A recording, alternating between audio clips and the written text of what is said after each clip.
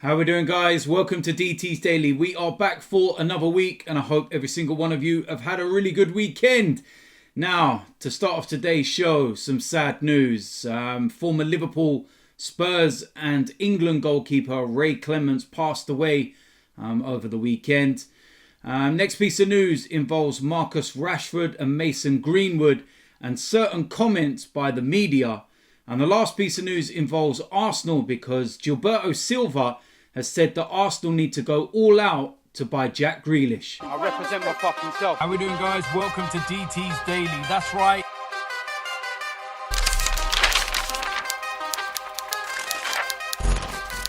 So the first place we're going to start was the sad news yesterday that the former Liverpool, Tottenham and England goalkeeper Ray Clemence has died at the age of 72. Clemence, who won 3 European Cups and 5 First Division titles during a trophy-laden spell at Anfield, was arguably one of the greatest goalkeepers of his generation. He won 61 England caps, which would undoubtedly have been more had he been not competing with Peter Shilton, who accumulated 125 for the number 1 shirt.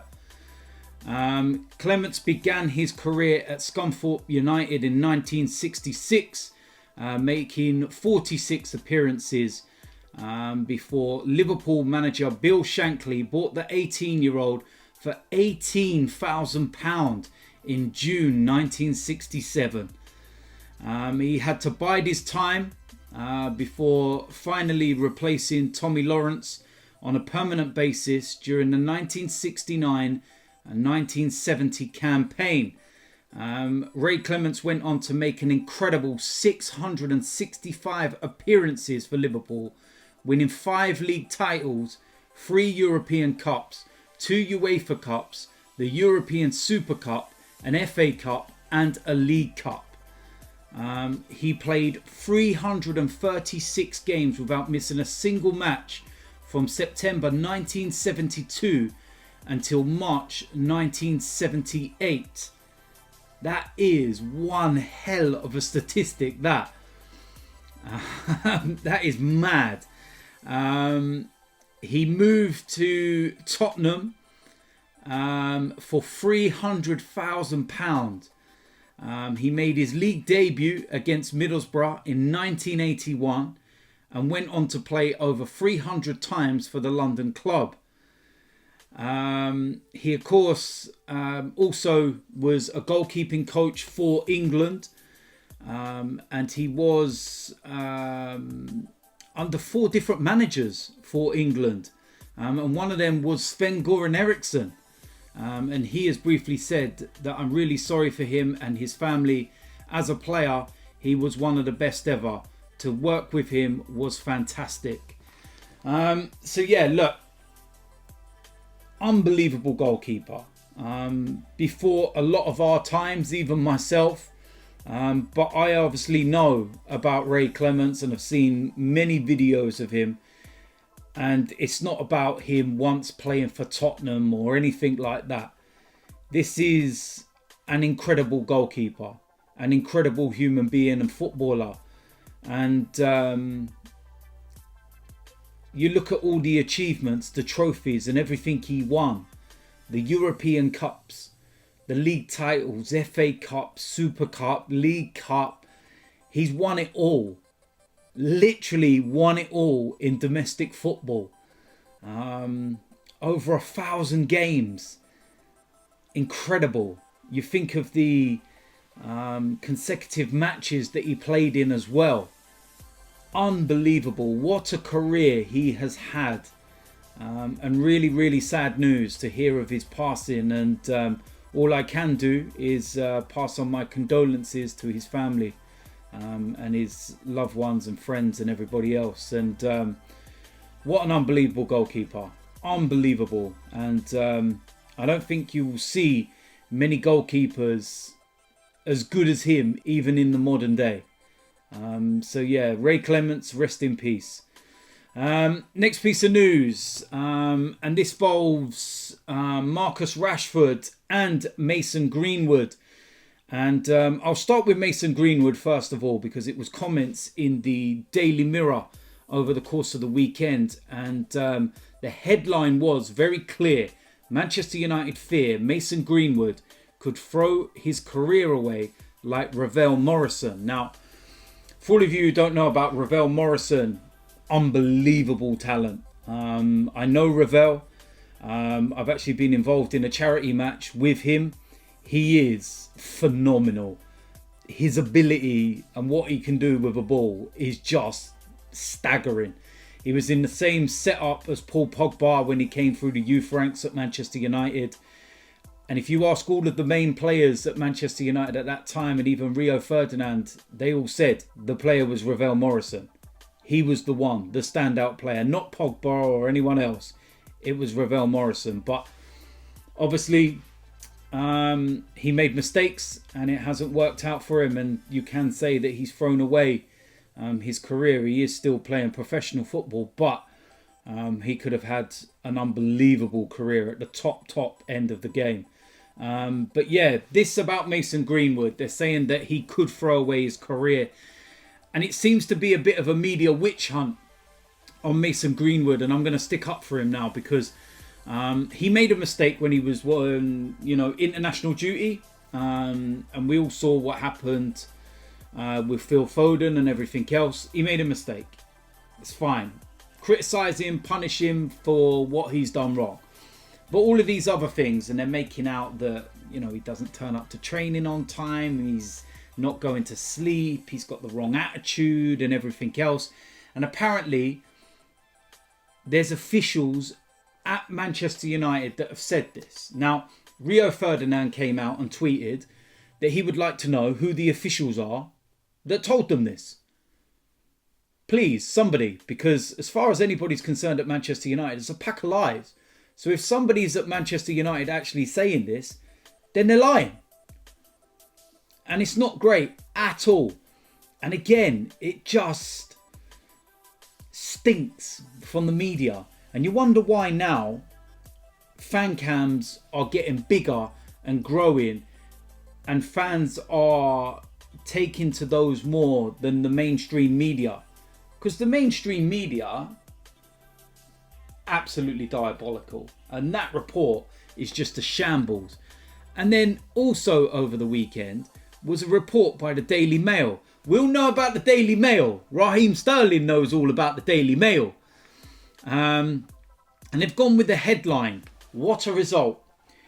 Campaigning football star Marcus Rashford has bought 5 luxury homes worth more than £2 million. Now, Marcus Rashford has actually answered this and tweeted, and he said, okay, so let's address this. I'm 23. I came from little. I need to protect not just my future, but my family's too. To do that, I made a decision at the beginning of 2020 to start investing more in property. Please don't run stories like this alongside references to campaigning. So we can see very clearly what the news article's trying to do. That because Marcus Rashford is out there at the moment campaigning for, children and the free school meals and not going hungry and everything. Now they're running this story about how Marcus Rashford has got 5 luxury homes worth more than £2 million. And it's like this implication as if to say, well, you've got enough money to buy all these homes. Why don't you go and feed the children instead of asking the government and stuff like that? That's what they're implying. Scumbags. Absolute scumbags. And again, I'm so glad that everybody's came out to the defence of Marcus Rashford and called out the scum media. Because these kind of things, Daily Mail, you see the stuff with Raheem Sterling. He goes and buys his mum a house. It's this big story. He's got a dirty car. It's a big story. It's absolutely scandalous. And to make it even funnier is that there's reports from the Daily Mail about Phil Foden, for example. And they talk about him buying houses and everything. And they run the headlines that he's buying for the future and for his family. And, what a lovely young man he is. What's the difference between Marcus Rashford and Phil Foden? Yeah, I'll let you work that one out because I think we can all see very clearly what the difference is. Scum. And another newspaper that needs calling out, and I can't wait until the mainstream media is completely finished because I don't think it will be long until they are, trust me. Last piece of news involves Arsenal, and former midfielder Gilberto Silva has urged the Gunners to sign Aston Villa captain Jack Grealish. The 25-year-old has been in excellent form this season, netting 4 goals and providing 6 assists in Villa's opening 7 Premier League fixtures. Grealish has also broken into Gareth Southgate's England squad, and Gilberto Silva believes he could offer Arsenal something that they are currently missing. Speaking to the Invisible Wall podcast, Gilberto said that Grealish is amazing. It seems like he could be a player that Arsenal missed. With his ability, he was one of the guys in the middle who can play beautiful football. He controls the ball, assists and can score goals. He is slightly different from Dennis Bergkamp, but he could be somebody for the future at Arsenal. And yeah, I think we see at first hand just how good Jack Grealish is. We all know how good he is, but he's really matured as a player the last couple of years, especially since Villa came up into the Premier League. And he's an unbelievable talent. The problem is, he's just signed a new contract at Aston Villa. To get somebody like Jack Grealish away, unless there's a release clause in there that we don't know about, from Aston Villa would be in excess of £100 million. Easily. With the way he's going. I can't see Arsenal paying that kind of money for Jack Grealish. We would have had more opportunity if Aston Villa would have got relegated last season and he didn't sign his new contract and he looked to move away from Villa to stay in the Premier League. Now, the only other thing that could possibly change this is if Villa do get relegated. It's highly unlikely given the way they're playing at the moment because they're looking a very good side. But if Aston Villa were one of the sides that got relegated ultimately, then Jack Grealish could look at that and say, look, I need to move because I won't get in the England team if I'm playing in the Championship.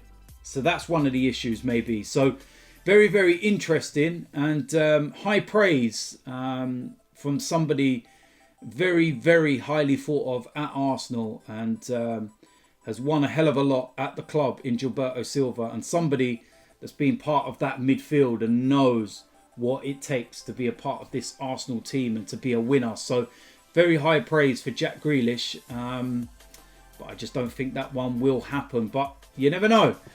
So there we go. That is it for today's DT's Daily. As usual, let me know in the comment section what you think about today's topic, especially the Marcus Rashford and Mason Greenwood situation. What's your take on what's been said about them in the mainstream media? And also this story about Jack Grealish.